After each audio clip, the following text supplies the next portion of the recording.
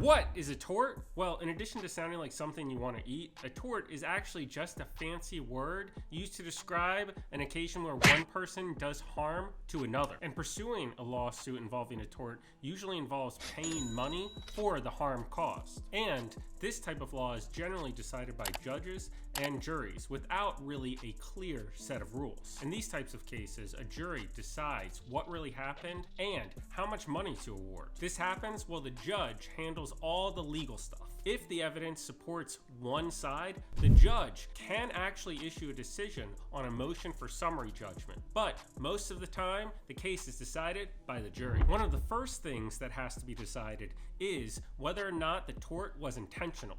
Did the person that committed the harm actually mean to do it, or was it caused by negligence? Intent is different from motive. It's not why someone did something. Instead, it's did you intend for this action to take place? Even kids and those who suffer from mental disabilities can still make or commit intentional torts. There's also the concept of transferred intent, meaning that you may have intended to commit a tort against one person, but it actually committed a tort against another. In that situation, your intent to harm one individual or thing is transferred to the thing or individual that you ultimately harmed. As I said before, there are intentional torts, and there's actually a case involving negligence. Negligence itself can be a claim, but again, there are intentional torts, and those intentional torts consist of the following. The first tort, intentional tort, is battery. That means you're actually hitting someone or striking someone. Most importantly, the person that you hit or struck didn't have to know that you meant to hit or strike them. The second is assault. Now, assault differs from battery because assault is you're actually making the person who's the subject of the tort think that you're going to harm them. You actually make the person scared or believe that you're going to hit them.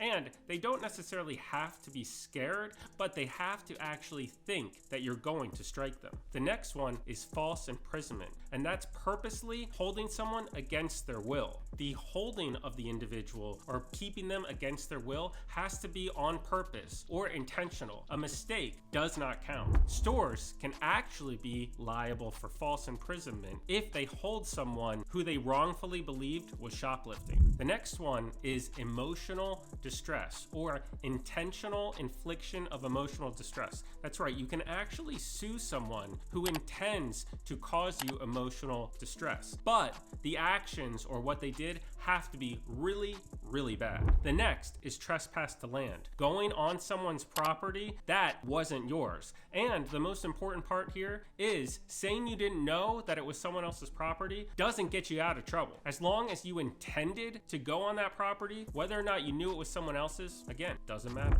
And the last intentional tort is trespass to chattel. What is chattel? Well, it's someone else's stuff. So essentially, messing with someone else's stuff is an intentional tort that you can sue for, and depending on the damages, that person will have to pay for the stuff they messed up. Make sure you hit the like button and subscribe for more legal educational videos so you yourself can think like a lawyer.